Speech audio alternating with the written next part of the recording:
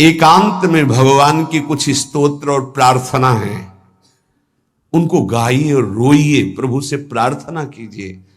क्या मुझे अजपा जाप दे दीजिए, निरंतर भजन दे दीजिए, वो दे देंगे।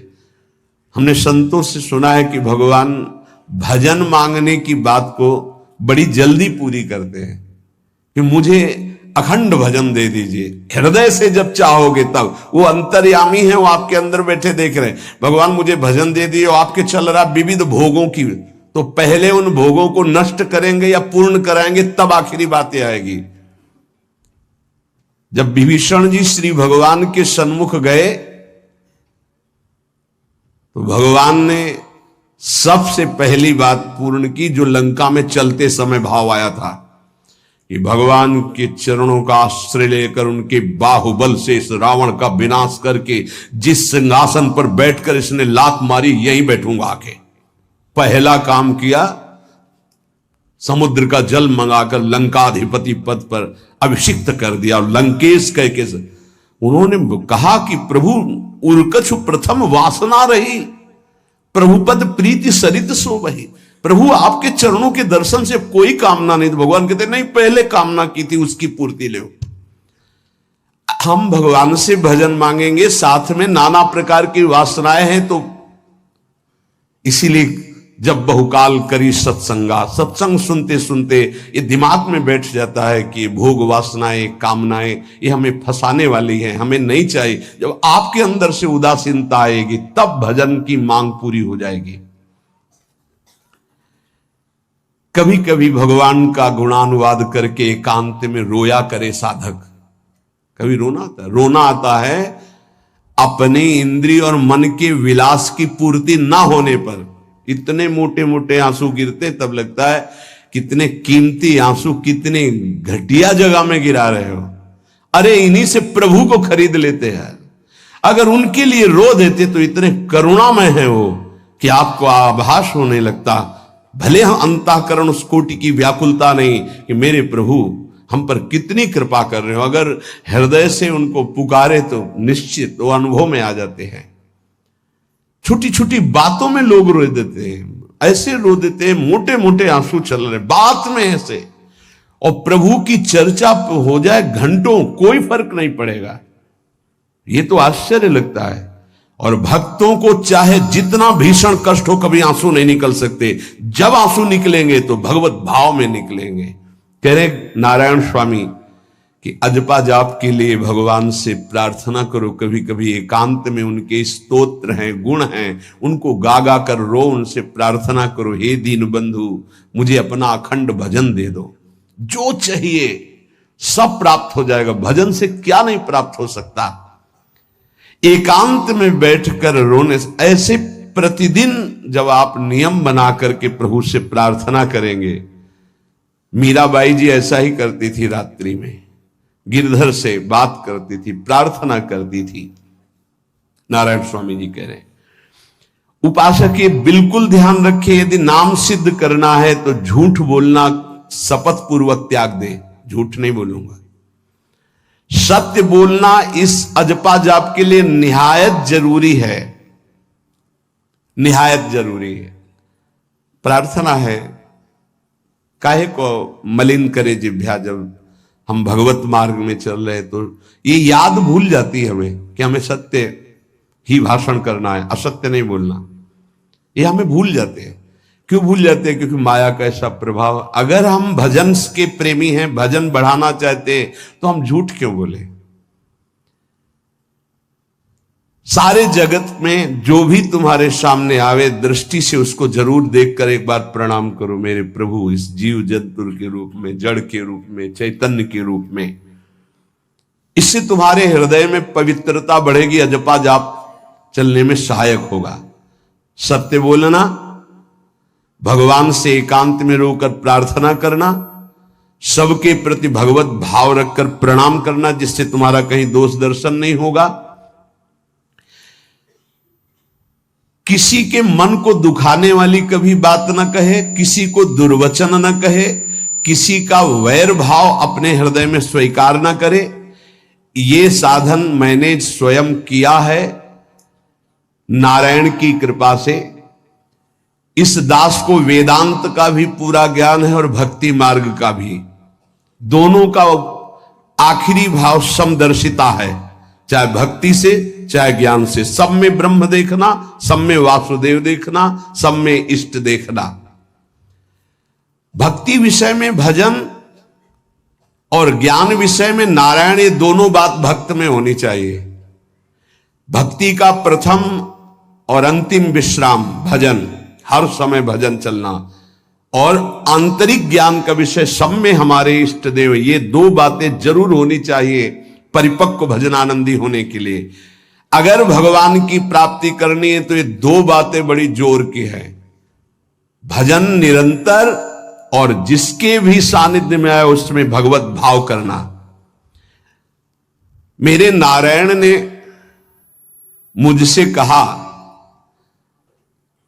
वो फरमाया कि उनके पीछे पीछे मैं चलता हूं जो मेरे ऐसे भजन करने वाले भक्त होते हैं।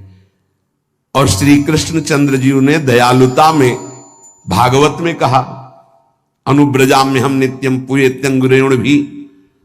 मुझे बहुत रोना आता है बात सुनकर के कि दास की चरण रज के लिए स्वामी पीछे पीछे डोलता है। किस भक्त के पीछे? जो दो बातें यहां कही, जो निरंतर नाम जप करता है और सब में भगवत भाव रखता है। तो भगवान नारायण ने नारायण स्वामी से कहा कि मैं उसके पीछे पीछे डोलता हूं कि उसकी चरण रज मेरे ऊपर पड़ जाए। और भगवान श्री कृष्णचंद्र जी ने कहा, निरपेक्षम मुनिम शांतम निर्वैरम सम दर्शनम। निरपेक्ष जो किसी की अपेक्षा नहीं रखते, किसी से कोई संबंध नहीं स्वार्थ का। मुनिम जो निरंतर मंत्र का नाम का मनन करते रहते हैं। शांतम हर द्वंद्व की प्रहार स्थिति में वो शांत रहते हैं, विचलित नहीं होते। निर्वैरम कोई उनसे वैर करे तो भी वो उससे वैर नहीं करते। और समदर्शी सब में अपने इष्ट को देखते। ऐसे संतों के पीछे में भगवान कहते उनकी चरण रज लेने के लिए हर समय पीछे पीछे रहता हूं।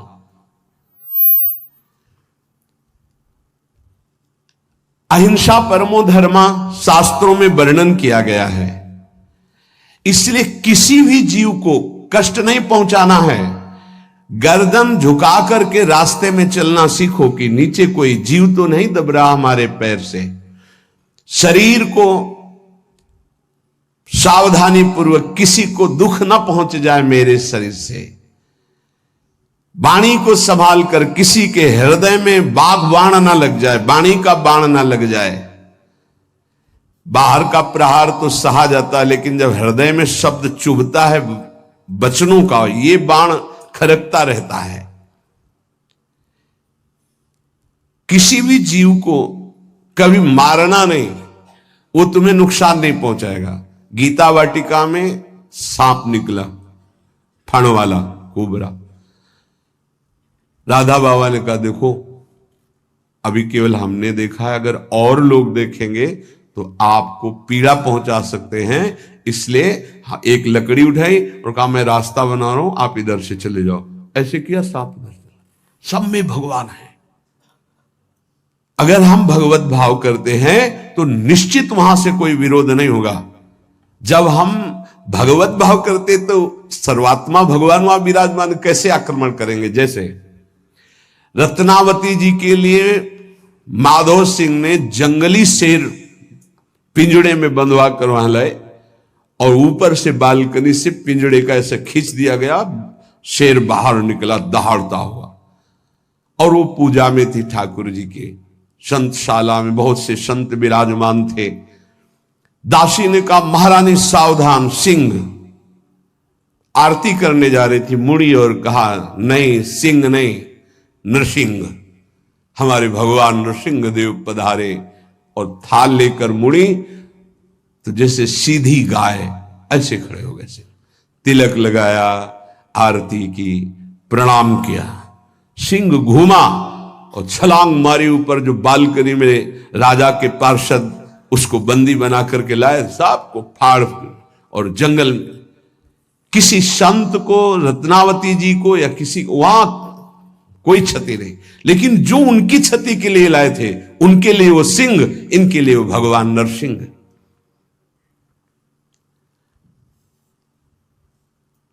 यथा योग्य दूसरे की सहायता करना, ये अपने भजन को बढ़ाने के लिए अत्यंत आवश्यक है। नारायण स्वामी जी कहते हैं साधु क्या सहायता करेगा? मान लो जो अकिंचन है वो क्या सहायता करेगा? तो विद्या दान सबसे बड़ा दान है। तुमने जो शास्त्रों में स्वाध्याय किया है, जो अनुभव किया है, वो दूसरों को दो। जो अधिकारी है, जो दैन्य है, जो सुनना चाहता है, उसे जरूर सुनाना चाहिए। जो विद्या का दान करता है,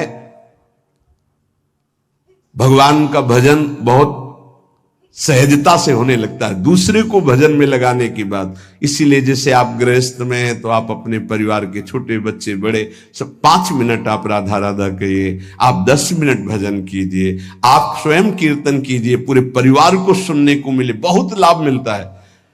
सब अगर नगर कीर्तन करें तो लाखों लोगों के पाप नष्ट हो जाए, आपको बहुत जल्दी भगवत प्राप्ति हो जाए। ये साधन होते थे।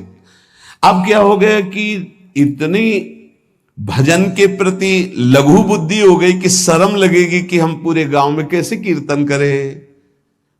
जो शर्म लगने वाली बातें उनमें शर्म नहीं, नाम जप में शर्म लगेगी कि हम 10 लोग मिलकर नगर कीर्तन करें।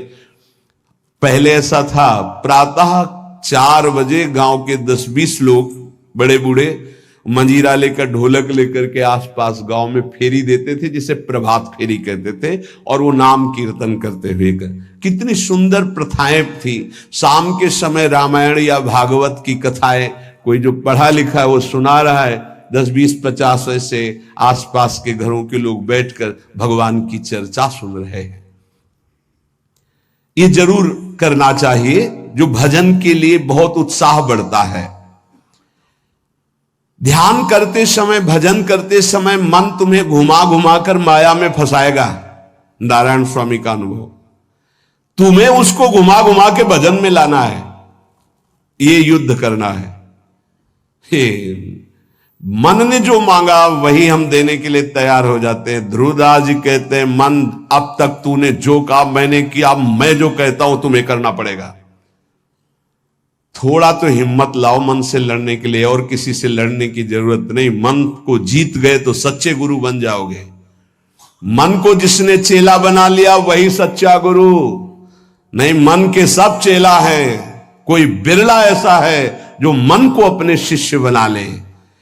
बहुत ध्यान दीजिए, लाखों बार प्रश्न आते हैं ये। मन जब तुम भजन में बैठोगे तो घुमा घुमा कर माया में मारेगा, आपको वहीं गिराएगा। तुमको ये करना है कि उसे घुमा घुमा कर नाम में लाना है। चल राधा राधा राधा, तेरी एक बात नहीं सुनेंगे।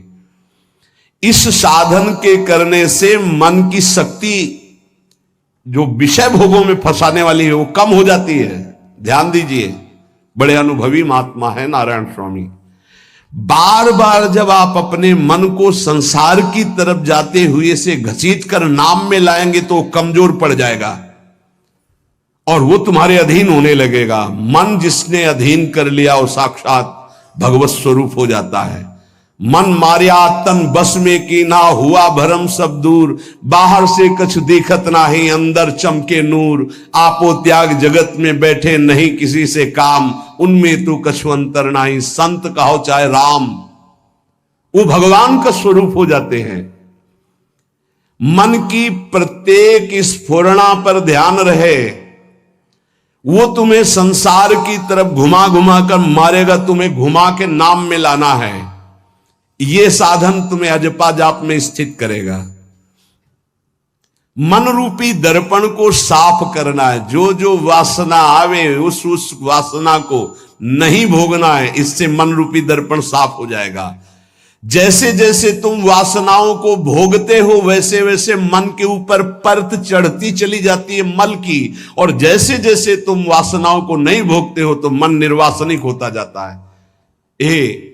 भोगने से सुख नहीं मिलेगा, ना भोगने से सुख मिलेगा। भोगने से शांति नहीं मिलेगी, ना भोगने से शांति मिलेगी। त्यागात् शांतिरंतरम, अब बहुत बुरा बैठ गया है ये हमारे हृदय में कि हमारे मन में जो आए वो भोग मिल जाए, हम सुखी, बड़ी कृपा। बोले जब से भजन शुरू किया बड़ा चमत्कार, जो चाहते हो जाता है। दुर्भाग्य, ये कोई सौभाग्य है? जो मन चाहे वो पूर्ण हो जाए, सौभाग्य नहीं है। फिर वो तुमको अधीन करके जो तुम नहीं चाहोगे वो भी करवा लेगा। सौभाग्य है कि मन जो चाहता है वो हम नहीं करते। जो शास्त्र में लिखा है, गुरु आज्ञा, वही मन की बात मानते हैं।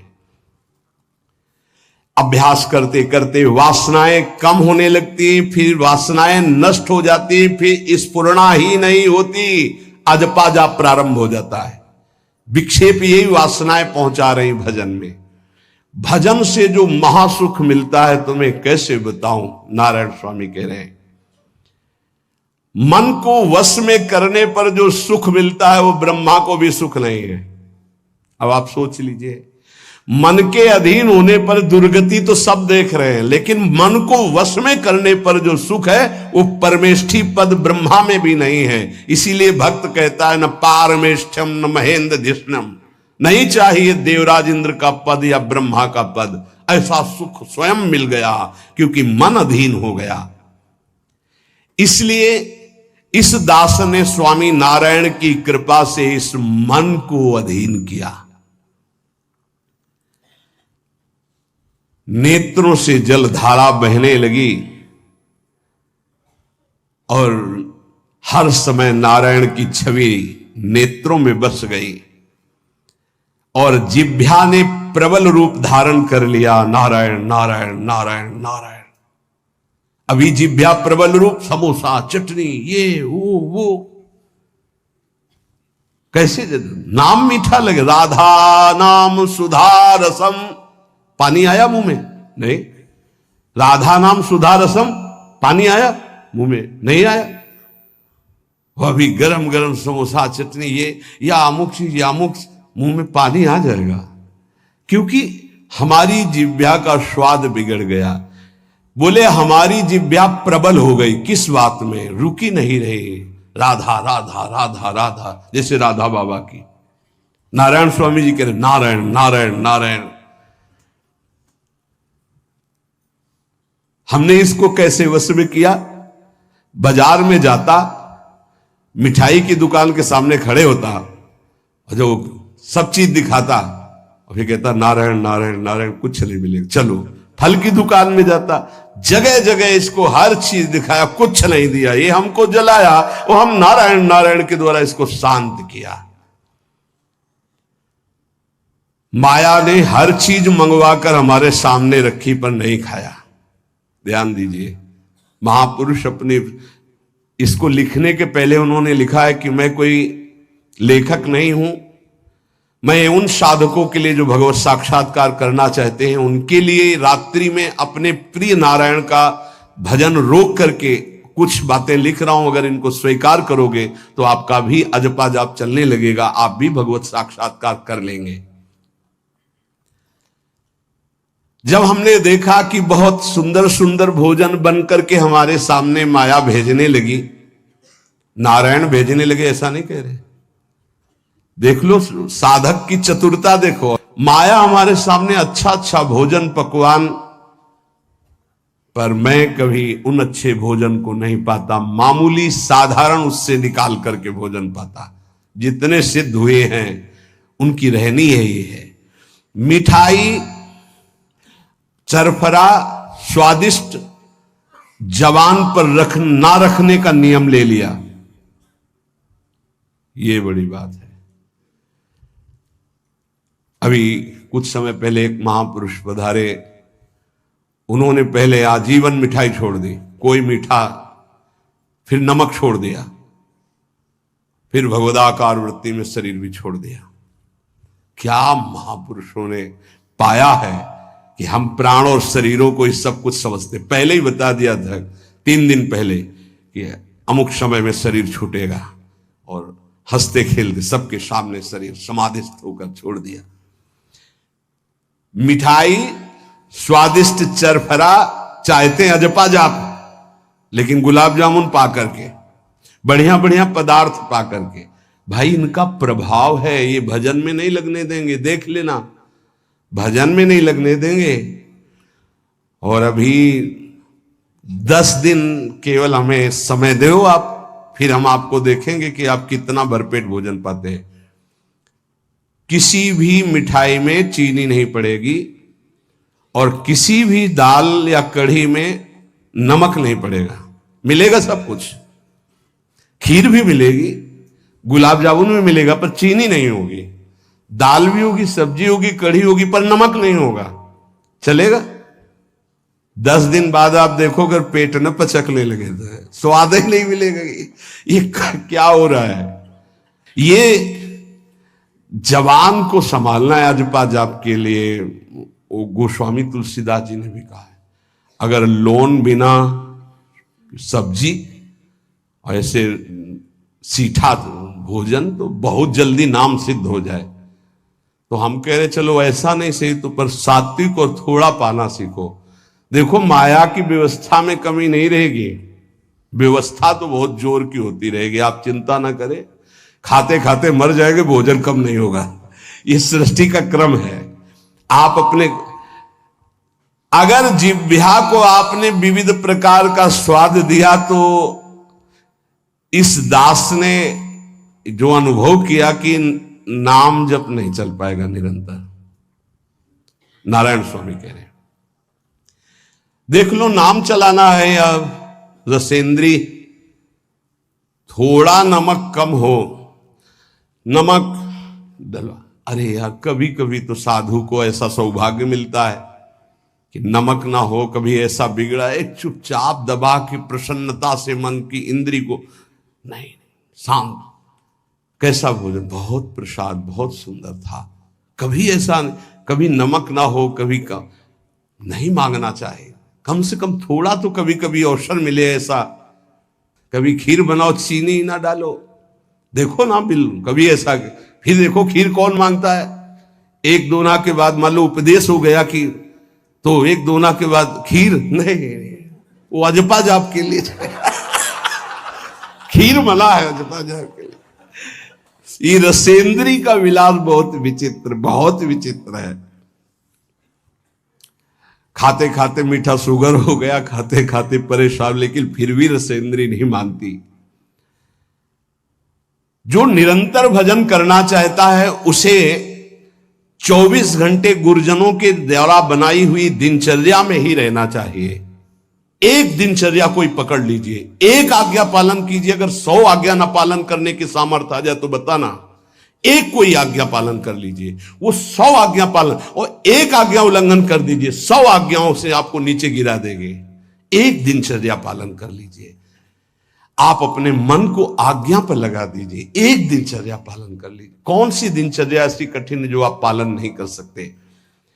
मैंने एक यूरोप का आदमी था, वो बहुत अमीर था।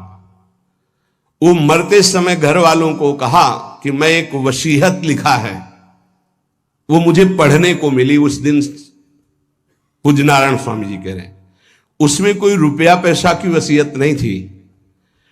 उसने एक बहुत मोटे अक्षरों में शब्द पूरा खाली, पूरी डायरी खाली, केवल एक शब्द, और कहा मैं ये वसीयत आप लोगों को लिखकर, time is money in the world.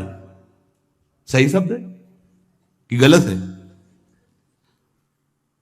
Word होगा, हाँ, क्योंकि ज्यादा पढ़े लिखे।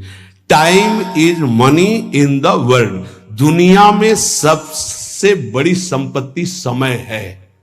दुनिया में सबसे बड़ी संपत्ति समय है। जब से मैंने ये पढ़ा तो इस दास ने समय की सदैव कद्र की है, हर समय को सार्थक किया है। या निरर्थक करने में समय की सार्थकता समझ रहे हैं। निरर्थक सोना, निरर्थक बातें करना, बिना भजन के जो सेकंड गया व्यर्थ गया। बहुत सुंदर बात है। जिसने समय की कीमत पहचान ली वो सबसे बड़ा संपत्तिवान। Time is money in the world. संसार में समय ही सबसे बड़ी संपत्ति है। समय की सदुपयोग वृत्ति राधा राधा राधा राधा। इसको पाबंदी में बांधिए, तुम्हारा लोक परलोक दोनों सुधर जाएगा। समय को एक, इस समय ये, इस समय ये, इस समय ये, इस समय। परसों जब इसी का सत्संग हुआ था तो ये हुआ था कि यदि आपने किसी को 5 बजे का समय दिया तो 5 मिनट पहले पहुंच जाइए। यह साधक का लक्षण होता है। अगर 3:30 बजे से वाणी पाठ होता है तो आपको यहां 3 सवा 3 बजे ही उपस्थित हो जाना चाहिए। आप सर्वांतर्यामी भगवान के द्वारा दिया हुआ दिव्य मानव देह और दिव्य सत्संग और इसको दिव्य बनाने का अवसर खो मत। नहीं, ये सोने के लिए नहीं, ये व्यर्थ के लिए नहीं, ये मुंह दिखी करने के लिए नहीं है, ये अंता से पालन करने के लिए है। जब से मैंने ये शब्द पढ़ा था time is money in the world, तो अपने जीवन में कभी 1 मिनट भी व्यर्थ नहीं खोने दिया, 1 मिनट भी। देखो, यही लगन नींद पर विजय प्राप्त करवाती है। यही लगन कि मुझे समय बर्बाद नहीं करना, जितना अधिक से अधिक भजन। पता नहीं आज शाम हो कि ना हो, हम क्यों अपने इस दिव्य समय को नष्ट करें। पर लोग समय कटता नहीं है, इसलिए टेलीविजन और कई कई प्रकार की बहिर्मुख वृत्तियों को स्वीकार करते हैं कि समय काटना है। बोले समय नहीं कटता। और सही पूछो तो भगवान से मनाया जाता है कि नींद ना आवे, कभी ये रात्रि ना हो, इसके लिए कि मैं रात्रि हो गई तो 10 घंटे 8 घंटे सो रहा हूं। नहीं, रात दिन भजन, जाना है यहां से। पता नहीं आप लोगों के दिमाग में है कि नहीं है, हर समय बात है कि जाना है। कोई भी मिनट आखिरी हो सकता है, बिल्कुल चलो, जाना है। फिर किस बात के लिए उदास हो जाना, निराश हो जाना, क्योंकि ये पक्का पता मुझे जाना है। कहां जाना है? लाडली जी के पास जाना है, जिनके लिए तरस रहे हैं उनके पास जाना है। तो उसमें कोई भय है क्या कि जाना? जिनके लिए हम तरस रहे, तड़प रहे, उनके पास जाना है। जहां अनंत जन्मों से बिछुड़े वहां जाना है। कोई आश्चर्य की बात है, कोई दुख की बात है, कोई घटना की बात है, और जाने का ये बुलावा है। एक माई है, भयंकर कैंसर से पीड़ित है, मुस्कुराहट के सिवा कभी हमने उसके मुख में उदासी नहीं देखी। जब प्रणाम करके बाद, बहुत कृपा है लाडली जी की, बहुत कृपा है गुरु जी की। यह जीवन है। आपके अंदर अगर थोड़ी देर सोचो कि कैंसर की रिपोर्ट आ गई, अब कैसा लगेगा? कैसा लगेगा? भाई भगवान ने हमें क्या दिया है? थोड़ी देर आंख बंद करके सोचो, यदि तुम्हारी आंखें ज्योति रहित हो जाए तो कैसा लगेगा? घबराहट पैदा हो जाएगी। आप देखो, अभी आंख बंद करो, सोचो अगर ये सदा सदा के लिए ऐसी हो गई तो भगवान ने कितनी कृपा दी। तुम सुन सकते हो, बोल सकते हो, देख सकते हो, सूंघ सकते हो, चल सकते हो, अभी स्वस्थ हो। समय की कदर करो, नहीं ये समय निकला चला जा रहा है, ये वापस नहीं आने वाला। और स्थिति ऐसी बना लो कि हर स्थिति में तुम्हारा मंजीरा बजने से रुके ना। पक्का जब भीषण कष्ट की स्थिति थी तब भी कहते थे व्हील चेयर में बैठा लो, हमारा नियम है इस समय बाहर निकलकर 4 चक्कर लगाना, आप लगाओ चक्कर। नहीं, ऐसे नहीं बैठा लिया, हमारा नियम, और जो नियम है उठाओ, हमको टांग के ले चलो, हमारा शरीर का संस्कार करो, वैसा चलो, टाइम बाय टाइम। ये क्यों हुआ? बचपन से इसका अभ्यास और भगवदाश्रय। इसीलिए सबसे प्रार्थना करते हैं, ये किसी एक के लिए नहीं है। व्याधि मंदिरम शरीरम व्याधि मंदिरम, कौन सा देवता प्रकट हो जाए? किडनी फेल, कितने प्रकार के रोग हैं भैया। और एक बार जहां रिपोर्ट आई कैंसर, खत्म खेल, भजन साधन सब खत्म, चेहरे का रंग बदल, दिल बोले ब्लॉक हो गए इस दोनों नसें। अब वो परेशान है, अरे ब्लॉक नहीं, फेल हो जा, पास हो जा, इसमें क्या जाना। राधा राधा हर समय तैयार है। जैसे आर्मी का जवान तैयार रहता है बॉर्डर पे कि कहीं से भी गोली आ सकती है, ऐसे बिल्कुल तैयार रहो, पक्का तैयार रहो। बार बार कह रहे हैं सावधान, समय की कीमत को पहचानो। यही देख करके बार बार आपको समझाया जाता है, ए भाई चूक मत करो। किसी से वैर थोड़ी है, द्वेष थोड़ी है। कोई संत यदि आपसे बात करता है तो आपके ऊपर कृपा नहीं, क्यों बात करेगा? क्या लेना है? आपको लगता है हमारे द्वारा कुछ चलता है, हम कुछ है? नहीं नहीं, भ्रम मत करिए, कोई भ्रम मत करिए। आपके लिए वो आपसे बात करते हैं, आपके कल्याण के लिए आपसे बात करते हैं, आपके कल्याण के लिए वो आपको डांटते हैं, आपके कल्याण के लिए आपको दुलार करते हैं। दोनों बातें समझ लीजिए। जो लाडली लाल में चित्त लगाए हुए हैं उनको कहीं किसी सुख की आकांक्षा नहीं। सच्चाई से समझ लीजिए, अगर वो सुख का कहीं खेल खेलते तुम्हें नजर आ रहे हैं, वो तुम्हारे लिए, तुम्हें दुलार कर रहे हैं, निकल चलो। तुम्हें डांट रहे हैं, निकल चलो। तुम्हें प्यार कर रहे हैं, निकल चलो। तुम्हारे मन को अपने प्यार में फांस करके श्री जी के चरणों में समर्पित कर देना, यही काम है। ये सब संतों का यही कार्य है। तुम्हारे संसार के प्यार में फैले हुए मन को समेटकर अपनी वाणी, अपने प्यार के बल से उसे प्रियालाल के चरणों में समर्पित कर देना। पर आपके अंदर ये चाह हो जाएगी, तभी आप उस प्यार को समेटने में सहयोग दे पाएंगे। मुझे अब इस ब्रह्मा के रचे हुए माया से मुक्त होना है, पर आप तो इन्हीं खिलौनों में राजी हैं, और जब इन खिलौनों से मन को हटाने की बात कही जाती है तो आपको बुरा लगता है। आपसे जिससे कहा जाता है कि अब आप ऐसे रहिए, मनोचिन्हारो नाए, तो आपको लगता है कि हमारे संबंधों में प्रहार कर रहे हैं। तुम्हारे संबंध जितने हैं इनका प्रहार पहले हो चुका है काल के द्वारा, तुम इनको नहीं रोक पाओगे। काल पहले ही काट चुका है सारे संबंध। बस तुम संबंध का राग लेकर के यहां से जाओगे, दुर्गति हो जाएगी। और संबंध को प्रियालाल के चरणों में समर्पित करके जाओगे तो सदगति हो जाएगी, अनुराग हो जाएगा।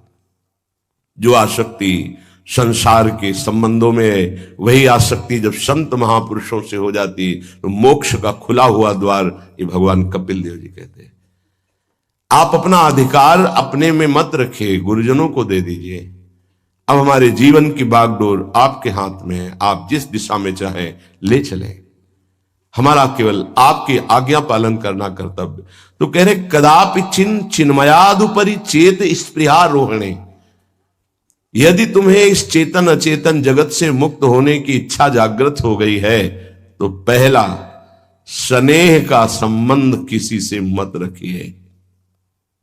स्नेह का संबंध केवल प्रियालाल से रखिए।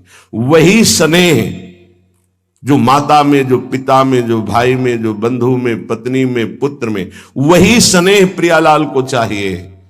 आप और सब कुछ दो, भगवत प्राप्ति नहीं होगी। ये स्नेह दे दो तो भगवत प्राप्ति पक्की हो जाएगी। सबसे स्नेह करो श्यामा श्याम के संबंध से। हमारा स्नेह का संबंध श्यामा श्याम से, श्यामा श्याम के संबंध से स्नेह कोई फर्क नहीं पड़ेगा। पर आपको अभी ये कला नहीं आती है। आप जब तक एक बार समस्त संबंधों के स्नेह को बटोर कर प्रियालाल के चरणों में समर्पित नहीं कर देते, तब तक आपको लगेगा, वाणी से बोलोगे कि सब भगवत भाव से, लेकिन पूरा राग यही है, ये हमारे अमुक है, हमारे अमुक है। इसलिए इस रहस्य को समझो, पहले हटो, फिर जब वो राग अनुराग में बदल जाता है तो फिर पूरे विश्व से प्यार करो, कोई फर्क नहीं पड़ेगा। सब जीवन सो प्रीति रीति निवाहत आपनी, क्योंकि वो रीति जानता है। हमारी रीति श्यामा श्याम के संबंध से ही सबको मानना। एकांत की रति विधान करो, शब्दों को समझिए। एकांत की रति विधान करो, अर्थात हमारे हृदय देश में केवल इष्ट और गुरुदेव के सिवा किसी से प्रीति नहीं। और बहुत इस बात से हम कमजोर हैं। कहीं न कहीं हम अपनी प्रीति, हमारा दोस्त है, हमारा मित्र है, हमारा रिश्ता है, हमारा संबंध है, तो श्री जी करुणा करके आपको लाई अपने संबंध पुष्ट करने के लिए। फिर भी आप अज्ञानवश उन्हीं संबंधों को पुष्ट करते हैं जिससे आपकी दुर्गति हो जाए। जो आपके, अरे एक हिरण के बच्चा के संबंध ने एक जन्म नष्ट कर दिया, फिर और किसकी बात करें। इसलिए एकांत की रति विधान करो। एकांत की आपकी रति हो चुकी है, इसका परिचय आपके सामने भारी विपत्ति आई, मन केवल श्री जी में, भारी संपत्ति सुख संपदा केवल श्री जी में मन, यह है एकांत की रति। अब उसको कोई विचलित नहीं कर सकता। जहां विषयी जन रहते हैं, विषयी जन संभाषण करते हैं, उस स्थान में, उस भीड़ में, उन लोगों के बीच में अरुचि हो जाना। रतिम मदन मोहने विदधताम तदेकांतिकीम, एकांतिकी भक्ति, विरति, जन समुदाय, प्रपंच भाषण करने वाले, इनसे संबंध नहीं। ना संतु जनतापने प्रतिवसंतु वृंदावने, जनता अर्थात केवल विषय प्रपंच की वार्ता करने वाले, तापने, हृदय में ताप पैदा हो उनके संग नहीं, मुझे संग नहीं। कोई भी हो, प्रिया प्रीतम से तुम्हें मतलब नहीं, उनकी चर्चा से मतलब नहीं, उनके संबंध से मतलब नहीं, तो हमारा आपसे क्या संबंध। देखो, जगत के संबंध प्रियता दिखा करके भोग सामग्री दे सकते हैं, धन दे सकते हैं, व्यवस्था दे सकते हैं, पर प्रियालाल की प्रीति नहीं। पूज्य श्री रघुनाथ दास गोस्वामी जी जब अपने गृह का त्याग करके महाप्रभु चैतन्य देव की शरण में गए, तो 2-3 दिन जो महाप्रभु को भिक्षा आती थी उसी से महाप्रभु दे देते थे। उनको लगा कि नहीं, जीवन जब महाप्रभु को समर्पित है तो हमको जीने का ढंग सीखना चाहिए, कैसे हम विरक्त होकर के जिए। इतने में घर से भेजे हुए बहुत से सेवक, रुपया, सामग्री, रसोईया सब आ गया, क्योंकि बहुत बड़े धनी थे उनके पिताजी, और पिता के भाई दोनों के बीच में एक लाड़िले पुत्र थे पूज्य श्री रघुनाथ दास गोस्वामी, जिनकी समाधि राधा कुंड में विराजमान है। अब सुंदर सुंदर पकवान, भोग सामग्री घर के भेजे हुए रसोइये सब बनाते, प्रभु को भोग लगता, महाप्रभु चैतन्य देव को भी। और फिर विचार किया, क्या ये माता पिता के द्वारा दी हुई सुविधा वैराग्य में कलंक नहीं है? मेरा जीवन प्रभु के लिए, क्या मैं प्रभु आश्रित नहीं जी सकता? जब विरक्त हो गया तो माता पिता के द्वारा दी हुई भोग सामग्री से जीना निषेध है। प्रवृत्ति और निवृत्ति 2 मार्ग हैं। प्रवृत्ति मार्ग में स्वयं अधिकार हो जाता है पुत्र और पुत्री का माता पिता की संपत्ति पर, निवृत्ति मार्ग में नहीं, स्वीकृत नहीं है। निवृत्ति मार्ग में स्वीकृत नहीं। जिसने इस स्वीकृति को स्वीकार किया वो कच्चा ही बना रहता है पूरे जीवन, पक्का वो कच्चा बना रहता है। ये दृढ़ बात समझ लीजिए। आज तक इतिहास है विरक्तों का। निवृत्ति मार्ग पर अगर वैराग्य ले लिया तो माता पिता के द्वारा उसका भरण पोषण कभी नहीं हुआ। आप पढ़ करके देख लीजिए, चाहे कोई भी हो, किसी भी मार्ग का हो। जब रत्नावती जी ने, उनके लिए चिट्ठी आई, पुत्र ने भेजा कि पिता ने सभा में मुंडी का पुत्र कह के कहा, मतलब सन्यासिनी का पुत्र कह के, माता हमारी इस नाम की रक्षा करना। जी हुई चिट्ठी पढ़ी तो महल छोड़ दिया उसी समय, और नाई को बुलवाया, अपने जो राजरानी के बाल थे उतरवा दिया, और संत सभा में बैठ गए। आज से कहा राजअन्न का त्याग। अब ग्राम नगर के द्वारा दी हुई भिक्षा के द्वारा भरण पोषण होगा, इस राजा के द्वारा दिए हुए नहीं। और पति थे माधव सिंह। जब ये बात सुनी तो उनको भयंकर क्रोध हुआ। मेरे सामने मेरी पत्नी, मेरा इस तरह का अपमान, मारने का प्रयास किया, निष्फल है। अंततो गत्वा, चरणों में हाथ रख के माथा रखा है, पढ़ के चरित्र देख लेना। नहीं इनके महल में रहूंगी, नहीं इनका भोजन पाऊंगी। विरक्त होकर के माता पिता के द्वारा भरण पोषण होना, एक बार एक भिक्षा के लिए तो अनुमति है।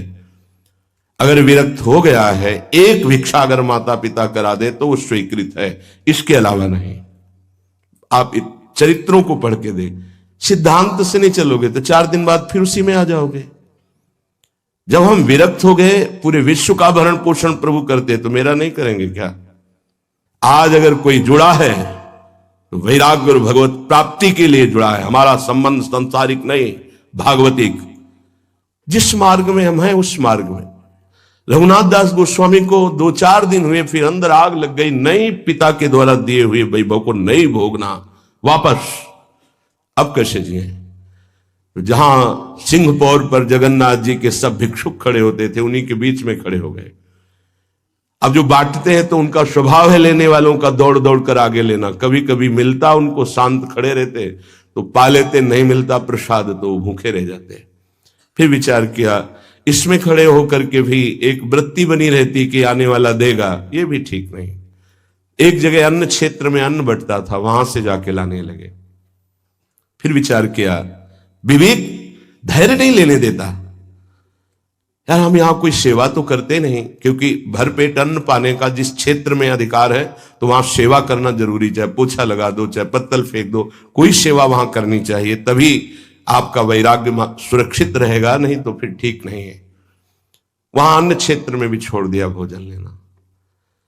आप कैसे जिए? तो रात्रि में जो महाप्रसाद गाय को डाल दिया जाता था, गाय भी छक के जब नहीं पाती थी तो वो रात्रि के 10-11 बजे निकलते और वो महाप्रसाद जो पड़ा रहता उसको उठा के लाते, जल से धोते, सड़े सड़े निकाल के चावल, फिर उसे पाते। महाप्रभु ने पूछा, गोविंद, गोविंद दास सेवा में रहते, गोविंद ये रघु अब क्या पाता है? बोले प्रभु बहुत वैराग्य से रह रहे। बताया तो उनका, अच्छा ऐसा अमृत अकेले अकेले पाता है, हमको कभी निमंत्रण नहीं दिया, अब हम चुपके से छीन के पाएंगे। महाप्रभु चले रात्रि के जब वो कटोरे पे इतने से चावल सही निकाल कर पारने में लगे थे, पीछे से महाप्रभु गए से लिया, अरे प्रभु आपने, उनका इतना स्वादिष्ट अमृत पाता है और मेरे को कभी निमंत्रण नहीं दिया, निहाल कर दिया। उनके लिए आया, सोवत हु रसना रटे राधा कृष्ण सुनाम। वो जब सोते थे तो उनकी जबान से राधा कृष्ण राधा कृष्ण राधा कृष्ण। ये इस मार्ग के पथिक, निवृत्ति मार्ग और प्रवृत्ति मार्ग में अंतर है, आप लोग इस बात को समझें। निवृत्ति मार्ग श्री जी के भरोसे का है, आप विश्वास कीजिए। जब इष्ट के भरोसे में है तो जिनकी पलक झपकते अनंत ब्रह्मांड रचना हो जाती, उनके लिए कोई ये बड़ी बात हो गई क्या? ये कोई बड़ी बात है उनके लिए? हम उनका भरोसा त्याग करके निवृत्ति मार्ग के होकर के और परिवार के द्वारा भरण पोषण हमारा हो, भाई ये तो नहीं समझ में आता। भरोसो दृढ़ इन चरणन के रो। निवृत्ति मार्ग तो निवृत्ति मार्ग, प्रवृत्ति मार्ग तो प्रवृत्ति मार्ग, प्रवृत्ति निवृत्ति, निवृत्ति में प्रवृत्ति, बहुत समझकर संभल कर चलना पड़ेगा। जो मार्ग भगवान ने बनाया उसके अनुसार। तो कह रहे न संत जनता, तुम्हारा व्यवहार जनता से नहीं होना चाहिए, व्यवहार शून्य व्यवहार है, ध्यान रखना। दसों हजार लोगों के दर्शन होते हैं, एक का भी परिचय नहीं है, हजारों लोगों से संभाषण है, एक भी हमारा मित्र नहीं है कि ये हमारा है, तुम लोग इसके साक्षी हो, ये हमारा बंदा है, एक भी नहीं। साफ श्री जी के हो, श्री जी से संबंध है, मैं सिर्फ एक नौकर हूं, श्री जी की बात आपको बता देता हूं, आपकी बात श्री जी को बता देता हूं, हमारे श्री जी इसके सिवा कोई नहीं। एकांत की रति, जनता से संबंध रहित, श्री जी के संबंध से सब जीवन सो प्रीति। श्री वृंदावन में वह चिदानंद रस को प्राप्त होता है, यह है रहनी। वृंदावन इह विधि बसे, तज के सब अभिमान, तृणते नीचो आपको जाने सोई जान। ये समझ जाओ किस बात का आश्रय लिए हो। जिनको ब्रह्मांड रचने में सेकेंड नहीं लगा है, वो हमारी प्रियाजू के अधीन है। हमको कुछ अपनी व्यवस्था के विषय में सोचना, मानो शरणागति के विषय में आपको अविश्वास, कलंक है ये बात। हे बिल्कुल भरोसे पे हो जाओ, फिर सामने देखो क्या होता है। बिल्कुल भरोसे पे हो जाओ। गुरुजनों ने कभी भी अन्य आश्रय नहीं होने दिया, कभी भी अन्य जगह जगह बचाते। वो जानते हैं कि अन्य आश्रय, धन का आश्रय, वस्तु का आश्रय, व्यक्ति का आश्रय, ये तुमसे सच्ची बताते हैं, गुरुजनों की कुछ बातें बाद में समझ में आती, पहले समझ में नहीं आती। केवल श्री जी का भरोसा रखो, जिसने आज दिया है वही कल देगा। जब गुरु जी को कोई कहता कि कभी काम में आ जाएगी ये वस्तु, रख लो, तो बोले इसी को मिटाने के लिए बाबा जी हुए हैं। जब कभी काम में आनी होगी तो तुरंत श्री जी भेजेंगे, हम इसको पहले से क्यों रखें।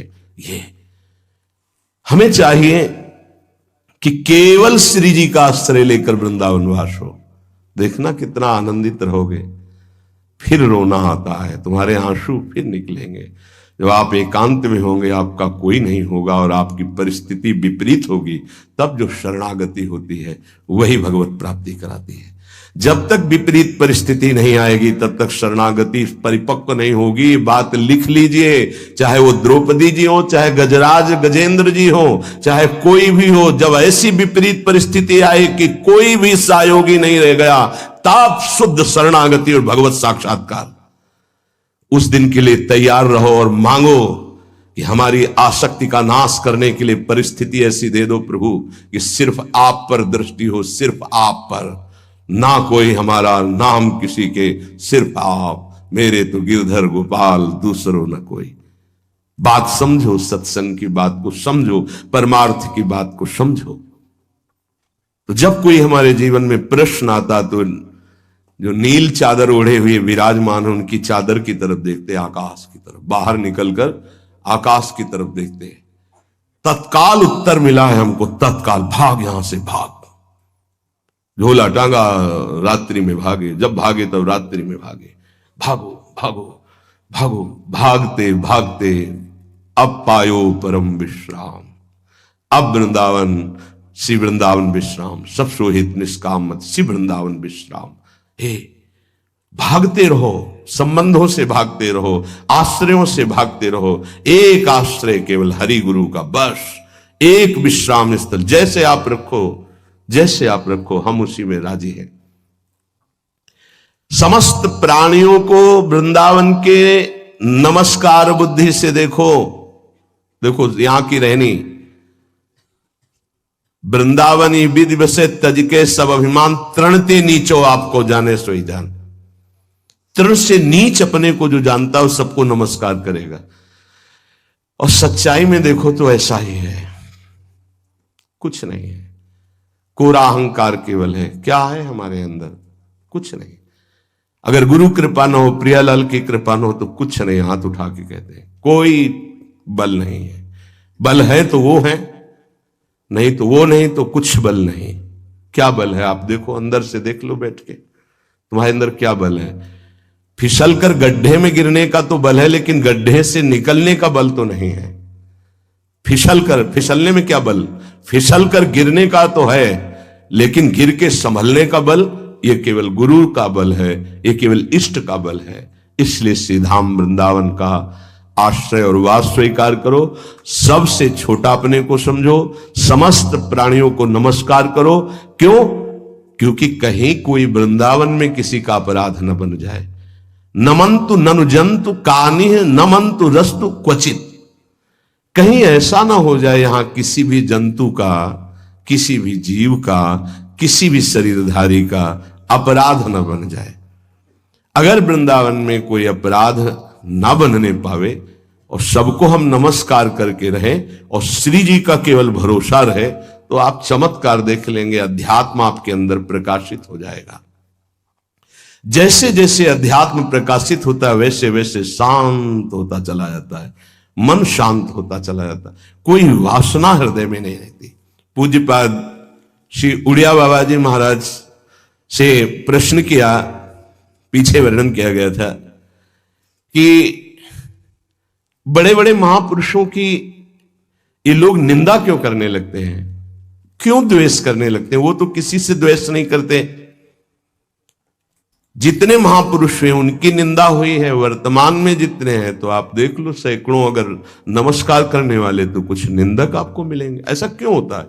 क्योंकि संत तो किसी से द्वेष नहीं करते, द्रोह तो उनके हृदय में होता नहीं। अद्वेष्टा सर्वभूतानाम, फिर ये क्यों होता है? निंदा क्यों कहते हैं? तो कहते हैं भगवान की दो शक्तियां, एक है माया और एक है प्रेम भक्ति। जो प्रेम भक्ति से विमुख, उनके हृदय में माया शक्ति का प्रभाव रहता है। यद्यपि उनका द्वेष भी इसी से होता है। उनकी महानता देख करके वो वहां चल तो सकते नहीं, तो उनका द्वेष बन जाता है। महानता देख करके उसमें चल नहीं पाएंगे। जैसे कहावत में आता है कि एक अंगूर को बहुत कोशिश की पाने की, जब नहीं मिले तो कहा खट्टे हैं, प्रयास किया लेकिन नहीं मिला।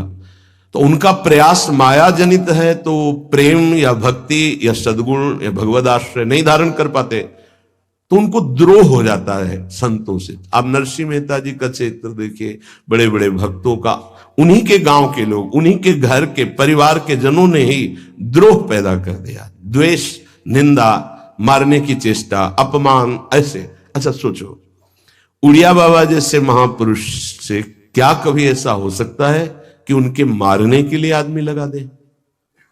विचार करके देखो। पैसा देकर भेजा गया था कि सत्संग में जाके नाक काट लो। वो आदमी चुपचाप चाकू लेकर के आया और प्रणाम के बहाने तो संतों के सामने कौन रोकता, तत्काल चाकू निकाली और जे भी मारा तो हाथ पकड़ते पकड़ते चावल भर नाक में चल, मतलब थोड़ा सा ऐसे खून निकलने लगा। ऐसे बाबा ने रोका, पकड़ा और गुफा में ले गया। आज भी गुफा नीचे जो बनी हुई, बैठे और गरम दूध चीनी डाल के मंगवाया, पिलाया और कहा धैर्य धारण करो, बिल्कुल डरो मत, तुम्हें कोई नहीं मारेगा, तुमने ऐसा क्यों किया? तो रो पड़ा संत कृपा देख के और कहा बाबा मुझे इतने 1000 रुपए देने की बात कही गई थी कि बाबा मैं गरीब आदमी हूं, पैसे के लोभ से बुद्धि मारी गई। उन्होंने कहा बस तुम ऐसे नाक में चाकू मार देना ऐसा। बाबा ने कहा कोई बात नहीं, कहां से आए हो? बोले हाथरस के हैं। बाबा ने ये नहीं पूछा कि किसने भेजा है। चतुरता इस बात की कि सब शिष्य थे, अगर ये पता चल जाए कि किसने, तो उससे द्रोह हो जाएगा ना, बस इतना पूछा था। क्यों तुमने ऐसा किया? तो बोले मुझे पैसा। ये नहीं पूछा किसने किया, क्योंकि उससे द्वेष हो जाएगा। अपने शिष्यों से कहा शपथ है हमारी, इसे डांटना भी नहीं और हाथरस की बस में सुरक्षित बैठाल करके आओ, चलो जाओ। बोलो ऐसे महापुरुष को फिर बाद में लीला, द्वेष की हद हो गई, संसार द्वेष की सूली पे चढ़ा दिया, जहर पिला दिया। मीरा जी को जहर पिला दिया, प्रहलाद जी को क्या? क्यों ऐसा करते हैं लोग? बोले माया से आसक्त चित्त वाले जब भक्त को देखते हैं तो उनके अंदर गाली देने का मन होता है, जलन पैदा होती है। स्वभाव ऐसा स्वाभाविक है। उनके हृदय में इतना द्वेष पैदा होता है कि वो दुष्ट हृदय कैसे इनकी हानि हो, बस ये सोचते हैं कैसे इनकी। बड़ा विचित्र खेल है। इस संतों के साथ क्यों? पलटू बाबा को अयोध्या में झोपड़ी में ही आग लगा दी आसपास से, ऐसा क्यों होता है? तो बोली माया शक्ति, कि जिसके हृदय में माया का प्रभाव, मलिन हृदय होता है, वो संतों से स्वाभाविक द्वेष करते हैं, जो कि द्वेष के पात्र नहीं है। वो किसी से वो द्वेष नहीं करते। एक संत आप चरित्र उठा करके देखो, संतों से द्वेष करने वाले प्रत्येक महापुरुष के जीवन में देखा गया कि द्वेष करने वाले, और कोई कोई तो उन्हीं के पार्षदों के रूप में द्वेष करने लगे, उन्हीं के पार्षद बनकर उनकी खिलाफत करने लगे और उन्हीं के पार्षदों के द्वारा उनको सूली पर चढ़ाया गया। बड़ा विचित्र माया का खेल है। इसी से वो भक्तों की निंदा करते हैं और भक्तों से द्रोह करके अपना सर्वनाश कर लेते हैं। तो क्या इससे बचा जा सकता है? यदि भगवान का नाम जप करने लगे, भगवान का आश्रय ले ले, तो दृष्टि बदल जाएगी। आप देख लेना, दृष्टि बदल जाएगी। नाम जापक सहृदय होता है, वो घोर पापी पर भी प्यार करता है। लोग समझते नहीं उनके हृदयों को। घोर पापी को भी वो प्यार करके भगवान से मिलाना चाहते हैं। यदि आप नाम जप करते हैं तो आप बच सकते हैं, नहीं संत द्रोह की वृत्ति अंदर पैदा हो जाएगी। ये माया है। ये जहां किसी महापुरुष का यश सुन तो वही निंदा शुरू कर देता है, क्योंकि माया उसका पतन कराती है और भक्ति उत्थान कराती है।